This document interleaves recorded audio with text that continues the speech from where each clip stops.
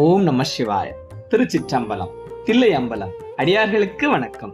அனைத்து சிவபக்தர்களுக்கும் இனிய பிரதோஷ நல்வாழ்த்துக்கள். மாதத்துல வர 24 திதிகள்ல சிவபெருமான வழிபாடு செய்யறதுக்கு மிக மிக உன்னதமான காலம் எதுனா அது இந்த பிரதோஷ காலம்தான். பார்க்கடலை கடைஞ்ச போது வெளியே வந்த ஆலகால விஷத்தை உலகத்தை காப்பதற்காக எம்பெருமான் ஈசன் அருந்திய நாள். தேவரோட துன்பத்தெல்லாம் தீர்த்த நேரம். இந்த பிரதோஷ நேரத்துல சாட்சாத் அந்த பரமேஸ்வரனே நந்தி பகவானோட இரு கொம்புகளுக்கும் இடையில நின்று பிரபஞ்சமே சிலுக்கிற மாதிரி ஆனந்த நடனம் சொல்லுவார் அப்படிங்கிறது ஐதீகம். இந்த மங்களகரமான நேரத்துல நந்தி பகவானையும் சிவனையும் தரிசனம் செஞ்சா நம்ம பாவங்கள் எல்லாம் பனி போல கரைஞ்சு போயிடும். நந்தி பகவான் நமக்கு உணர்த்துற மிக முக்கியமான பாடம் என்ன தெரியுமா?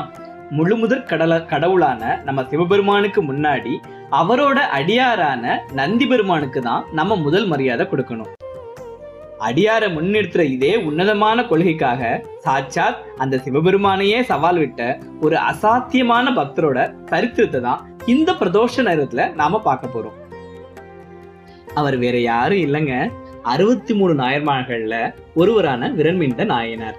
சிவபெருமானாலேயே தம்பிரான் தோழன்னு கொண்டாடப்பட்ட சுந்தரமூர்த்தி நாயனாரையே பார்த்து நீ அடியார்களை மதிக்காம போற, அதனால நீயும் இந்த கூட்டத்துக்கு புறம்பானவன் தான், உனக்கு அருள் செய்யற அந்த தியாகேசனும் புறம்பானவன் தான் அப்படின்னு நெத்தியடியா பேசின ஒரு சிம்ம குரல் தான் இந்த விரண்மிண்டர்.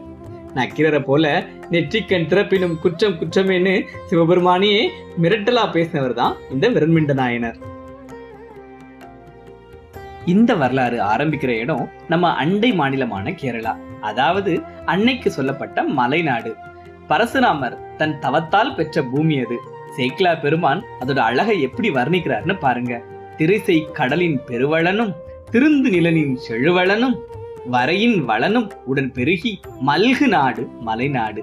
கடலோட வளம், செழிப்பான நிலத்தோட வளம், மலையோட வளம்னு எல்லாமே ஒன்னா சேர்ந்து பொங்குற நாடு மலைநாடு. அப்படிப்பட்ட மலைநாட்டுல அழகு கொஞ்சிற ஒரு பழமையான ஊர் செங்குன்றூர். இன்னைக்கு கேரளாவில் இருக்கிற செங்கனூர் தான் அது. அங்க இருக்கிற வயல் கரும்புகள்லையும் மூங்கில்கள்லையும் யானை தந்தங்கள்லையும் கூட முத்துக்கள் விளையுமா. அந்த முத்துக்கள்ல அழகான மாலை செஞ்சு பெண்கள் அணிந்து மகிழ்வார்களாம். அங்க இருக்கிற தூய வேளாளர் குலத்துலதான் நம்ம விரண்மிண்ட நாயனார் அவதரிக்கிறார். இளமையிலிருந்தே சிவபெருமான் மேல அசைக்க முடியாத பக்தி. செப்பற்கு அரிய பெரும் சீர்த்தி சிவனார் செய்ய கடல் பற்றி எப்பற்றினையும் அற எரிவார் எல்லை தெரிய ஒண்ணாதார். பாத்தீங்களா, உலக பற்றி எதையுமே மனசுல வச்சுக்காம சிவபெருமானோட திருவடிகளை மட்டுமே பற்றிக்கிட்டார்.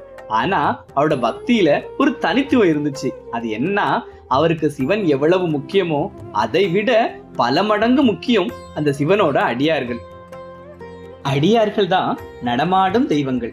அவங்கள வணங்காம நேரா போய் கருவறையில் இருக்கிற சிவனை கும்பிடுறதுனால எந்த ஒரு பயனும் இல்லை அப்படின்னு தான் விரண்மிண்டரோட அசைக்க முடியாத கொள்கை.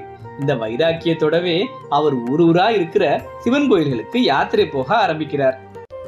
அப்படி பல கோயில்களுக்கு யாத்திரை போன விரண்மிண்டர் கடைசியா வந்து சேர்ந்த இடம் சோழ நாட்டுல இருக்கிற ஆன்மீக தலைநகரமான திருவாரூர்.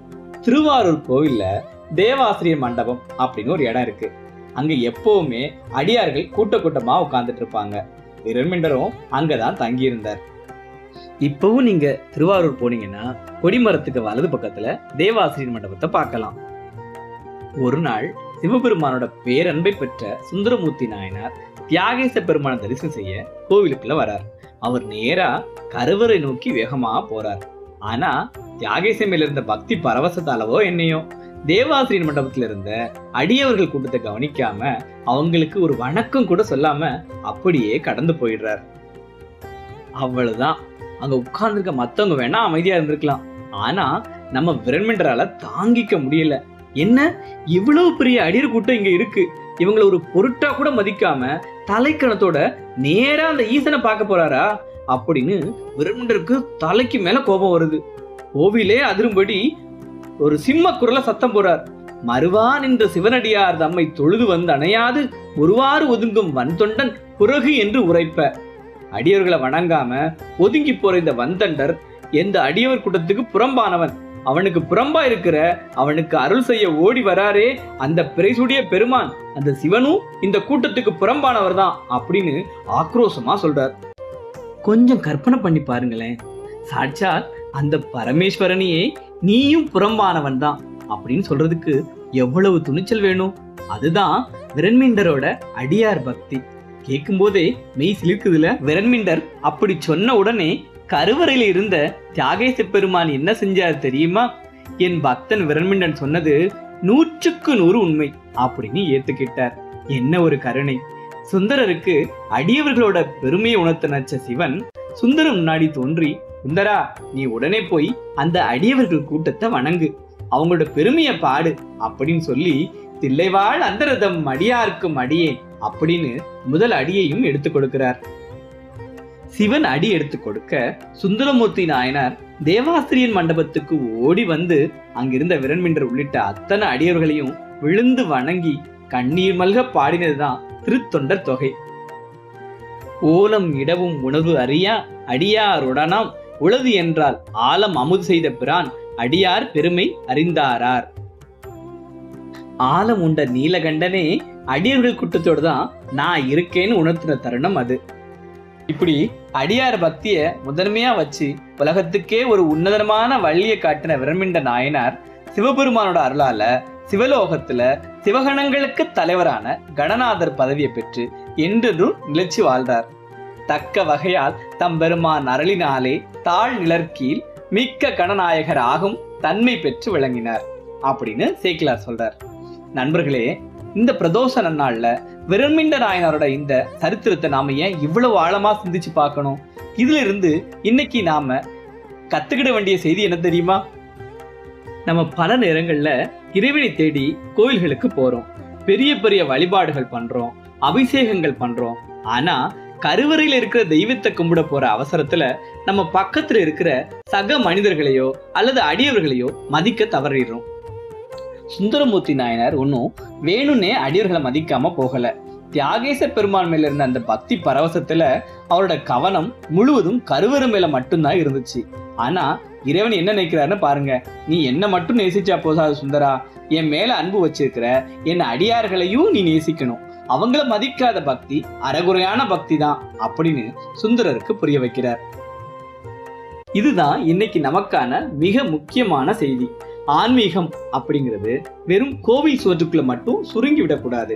அது நம்ம சக மனிதர்கள்ட்ட காட்டுற அன்புலையும் கருணையிலையும் தான் வெளிப்படணும். இன்னொரு பக்கம் விரண்மீண்ட நாயனோட துணிச்சலையும் நம்ம பார்க்கணும். சிவபெருமானாலேயே தோழன்னு கொண்டாடப்பட்ட சுந்தரர்கிட்ட இருந்த தலைக்கணம் அல்லது அகங்காரம் அடியவர் கூட்டத்தை சிதைச்சிடக்கூடாது அப்படிங்கறதுல அவர் ரொம்ப தெளிவா இருந்தார். தவறு யாராக இருந்தாலும் தட்டி கேட்கிற அந்த நேர்மையும் அடியவர்களுக்காக இறைவனையே எதிர்க்க துணிஞ்ச அந்த வைராக்கியமும் தான் விரண்மீண்டரை நாயன்மார்கள்ல ஒரு தனித்துவமான சிம்ம குரலா காட்டுது. யார் ஒருவர் தனக்கு முன்னாடி இருக்கிற அடியவர்களையும் எளிய மனிதர்களையும் இறைவனா பார்த்து மதிக்கிறாங்களோ அவங்களுக்கு கருவறையில் இருக்கிற ஈசன் தானாகவே வந்து அருள் செய்வார். அடியார்களை மதிப்பதே இறைவனை அடைவதற்கான எளிய வழி அப்படிங்கிறத தன் அசாத்திய துணிச்சலாலும் தூய்மையான பக்தியாலும் நிரூபிச்ச விரண்மீண்ட நாயரோட சரித்திரம் நமக்கெல்லாம் ஒரு மிகப்பெரிய பாடம். குறிப்பா இந்த பிரதோஷ நன்னாள்ல நாம மனசுல நிறுத்த வேண்டிய முக்கியமான நெறி இதுதான். பிரதோஷ நேரத்துல நந்தி பகவானோட இரு கொம்பளுக்கு நடுவுல இறைவனை தேடுற நாம நம்மோட வாழ்ற சக மனிதர்களின் இதயங்களுக்குள்ளும் அந்த இறைவன் இருக்கிறான் அப்படிங்கிறத உணர்வோம். இந்த பிரதோஷ சிறப்பு வரலாறு உங்களுக்கு பிடிச்சிருந்ததுன்னா லைக் பண்ணுங்க, உங்க கருத்துக்களை கமெண்ட்ல சொல்லுங்க, உங்க நண்பர்களுக்கு ஷேர் பண்ணுங்க, மறக்காம நம்ம சேனலுக்கு சப்ஸ்கிரைப் பண்ணுங்க. எல்லோருக்கும் மீண்டும் ஒரு முறை இந்த பிரதோஷ நல்வாழ்த்துக்கள். தென்னாடே